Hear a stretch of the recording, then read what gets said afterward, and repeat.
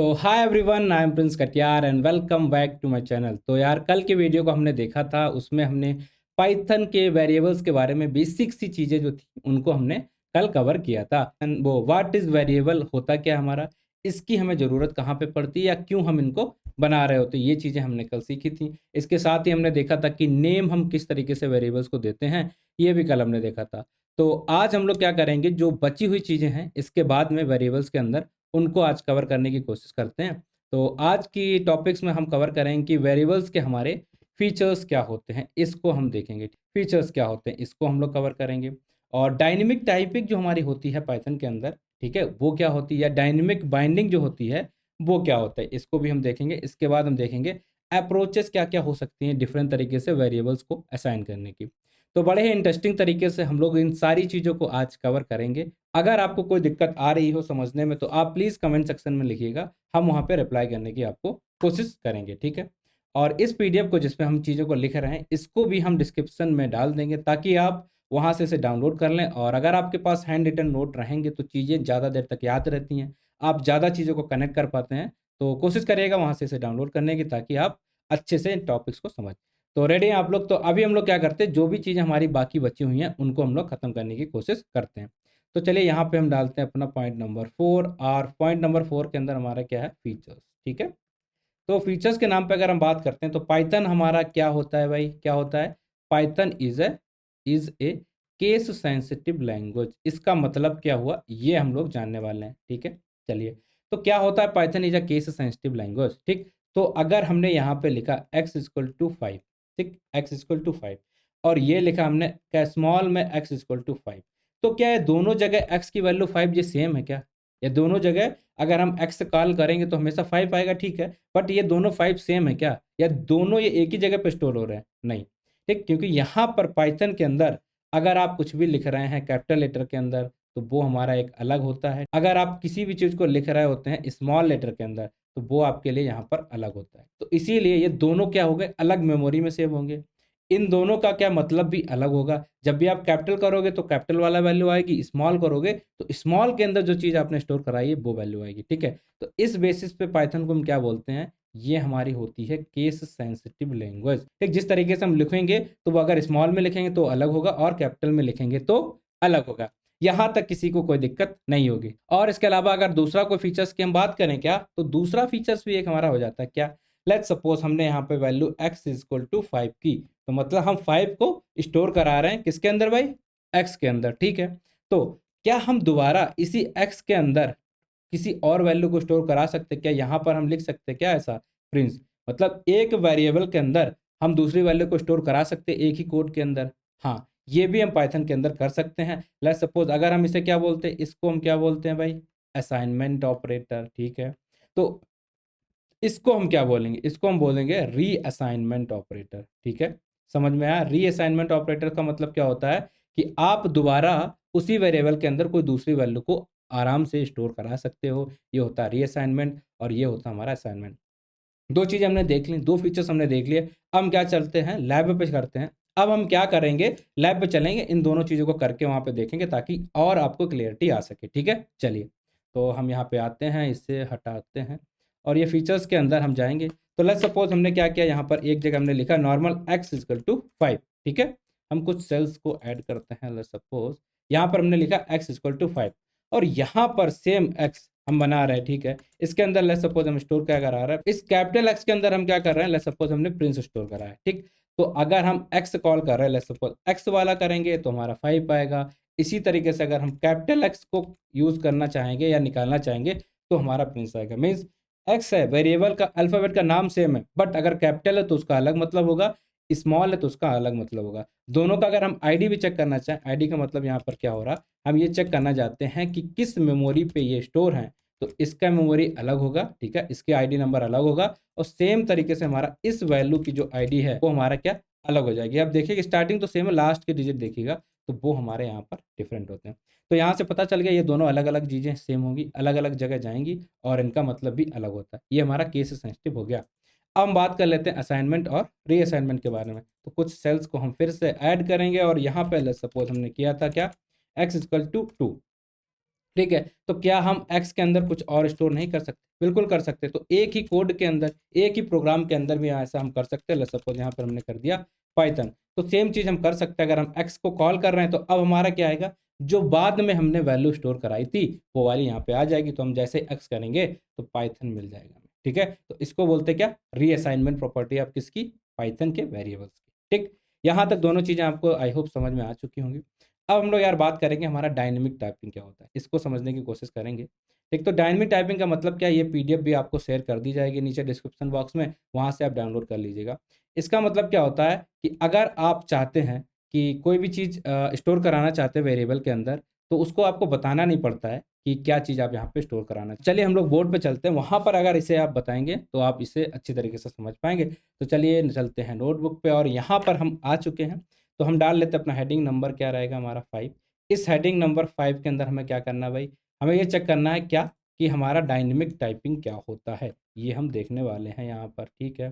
तो dynamic typing का मतलब क्या होता है कि आपको बताना नहीं पड़ेगा किस टाइप की वैल्यू आप इस वेरिएबल के अंदर स्टोर करा रहे हैं। सिंपल सा इतना है कि एक्स है, एक्स के अंदर हमने 5 स्टोर करा है, बट हम कहीं पे बता रहे हैं क्या कि हम यहाँ पे इंटीजर स्टोर करा रहे हैं, या हम क्या कर रहे हैं वेरिएबल स्ट्रिंग स्टोर करा रहे हैं, या इसके अंदर हम लिस्ट स्टोर करा रहे हैं, कुछ बता रहे हैं, नहीं बता रहे। इसी कॉन्सेप्ट को हम क्या बोलते हैं, डायनेमिक टाइपिंग। लेट्स सपोज अगर सेम काम हम सी लैंग्वेज के अंदर करते तो कैसे करते हैं, हम बोलते थे यहाँ पे इंट एक्स इक्वल टू 5।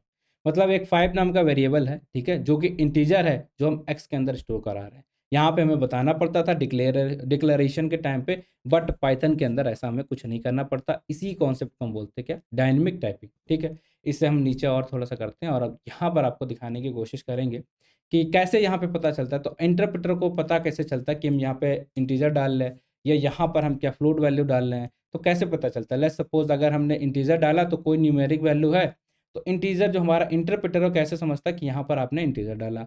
अगर हम 2 ऐसे चीज़ें लगाते तो 2 इन्वर्टर कॉमा लगा रहे हैं, ठीक है? लेट्स सपोज यहाँ पे ए हमने डाला, इन्वर्टर कॉमा लगाया, तो इंटरप्रेटर हमारा समझ जाता है ये हमारा क्या है, स्ट्रिंग है। जब भी हम ब्रैकेट ऐसे यूज़ कर रहे हैं तो वो समझ जाता है ये हमारा क्या है, लिस्ट है। इसी तरीके से ऐसे ब्रैकेट यूज़ करते हैं तो क्या समझ जाता है ये हमारा टपल है।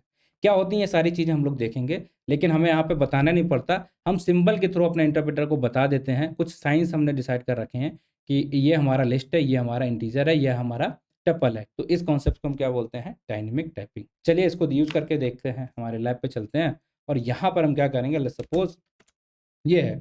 यहाँ पर हम क्या करते हैं, अगर हमने ऐसे कर्ली ब्रेसेस बना दिए, ये स्क्वायर ब्रैकेट, ठीक है? तो इसके अंदर अगर हमने कुछ भी वैल्यू स्टोर कराई, तो इसे क्या पता चल जाएगा, ये हमारा क्या है, लिस्ट है। टाइप नाम का हमारा एक फंक्शन होता है, जो हमारे ये बताता है कि इस डेटा टाइप का या इस वेरिएबल का टाइप क्या है। तो जैसे ही हम यहाँ पर एक्स टाइप करेंगे, तो ये हमें बता देगा ये आपने क्या, लिस्ट स्टोर करा। इंटरप्रेटर को पता चलेगा कि आपने स्क्वायर ब्रैकेट यूज़ किए, तो इसका मतलब आप लिस्ट स्टोर कराना चाहते हैं।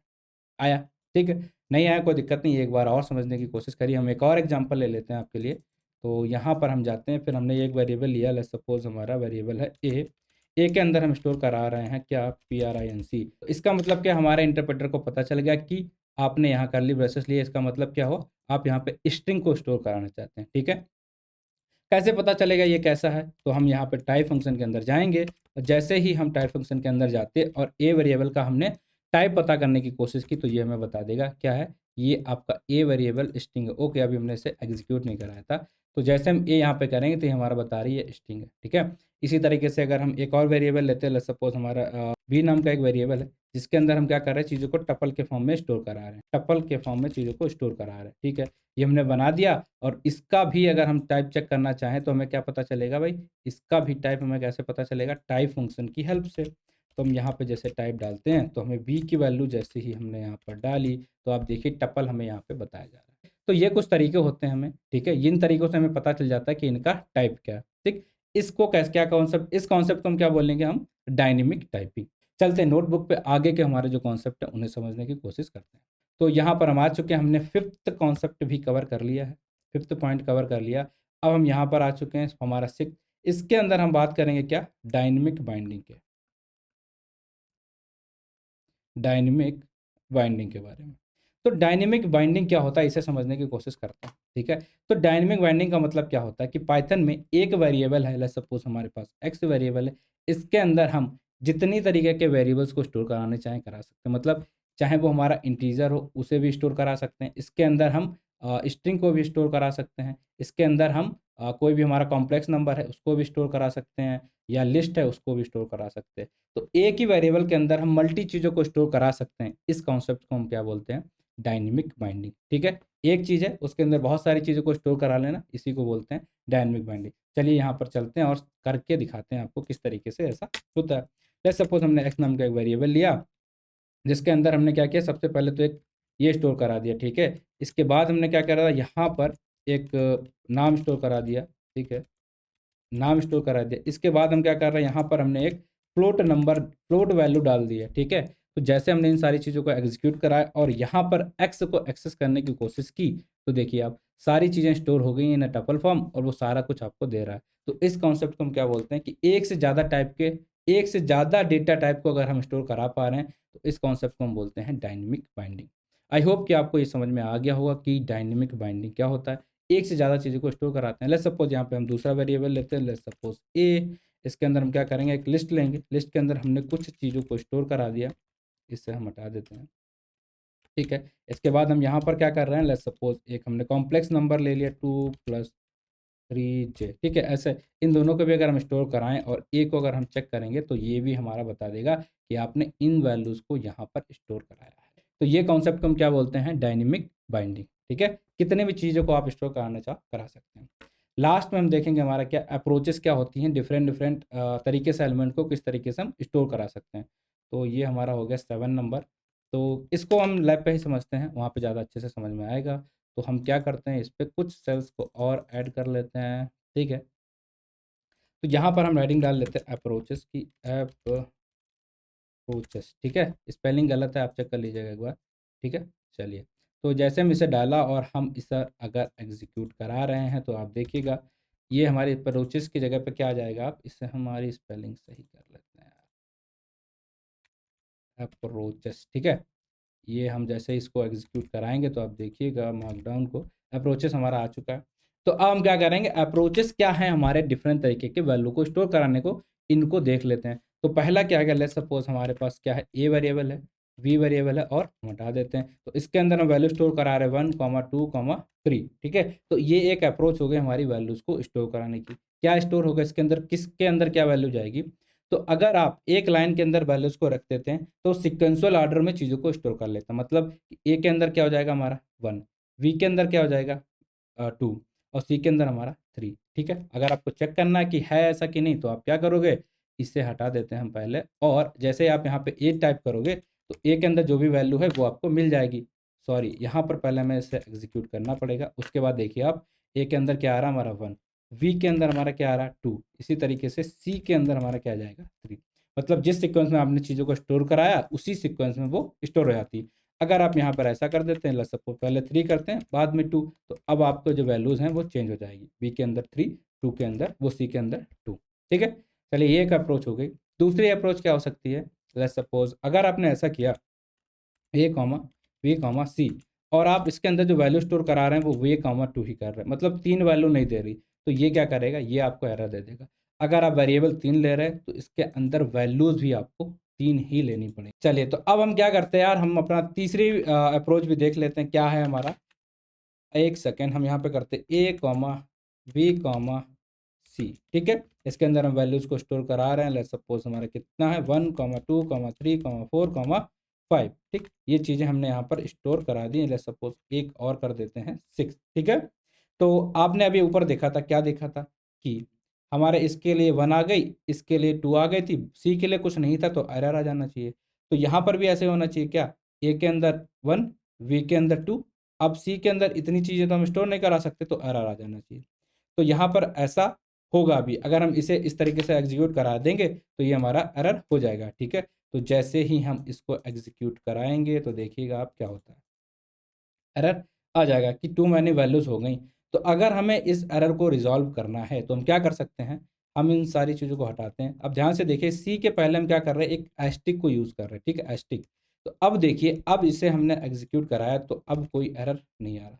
क्या हुआ, तो क्या होगा, अब जो ए के अंदर है वैल्यू 1 चली जाएगी। ठीक है, बी के अंदर 2 चली जाएगी। ठीक है, सी के अंदर क्या होगा हमारा, ये सारी वैल्यूज़ आ जाती हैं। क्यों, क्योंकि जो हमने एस्टिक लगाया है इसका प्रॉपर्टी ये होता है कि जितनी भी चीज़ें हैं ये अपने अंदर स्टोर करा लेगी, सारी को एक लिस्ट के फॉर्म में स्टोर करा लेगी। चलिए देखते हैं, तो जैसे ही हम यहाँ पे चेक करेंगे ए की वैल्यू को, तो आप देखिएगा ए जैसे हमने यहाँ पे करा तो ए के अंदर भी आ गया, यहाँ तक कोई दिक्कत नहीं है। बी के अंदर हमारा क्या आ जाएगा, 2 आ जाएगा, यहाँ भी कोई दिक्कत नहीं। जैसे ही हम यहाँ पे सी करते हैं तो आप देखिएगा कि जितनी भी बची हुई वैल्यू थी 3 से लेके 6 तक सारी वैल्यू यहाँ पर स्टोर हो गई। तो ये एक तीसरा तरीका हो गया स्टोर कराने का। ऐसे हम नहीं कर सकते हैं, ठीक है। अगर हमारी वैल्यू ज़्यादा है या कम है तो हमारा एरर दे देगा। एरर को हैंडल करने का तरीका क्या हो गया, एस्ट्रिक यहाँ पे अगर हम तीनों को इस तरीके से लिखते हैं तो ये इस तरीके से सिक्वेंशियल फॉर्म में स्टोर हो जाएंगी। तो हमने देख ली सारी चीज़ें, अप्रोचेस क्या हो सकती हैं, डायनेमिक बाइंडिंग क्या होता है हमारा, और डायनेमिक टाइपिंग क्या होता है। इसके अलावा फीचर्स भी देख लिया एक तरीके का, किस तरीके से पता करते हैं डाटा टाइप हमारा क्या, वो भी हमने चेक कर लिया।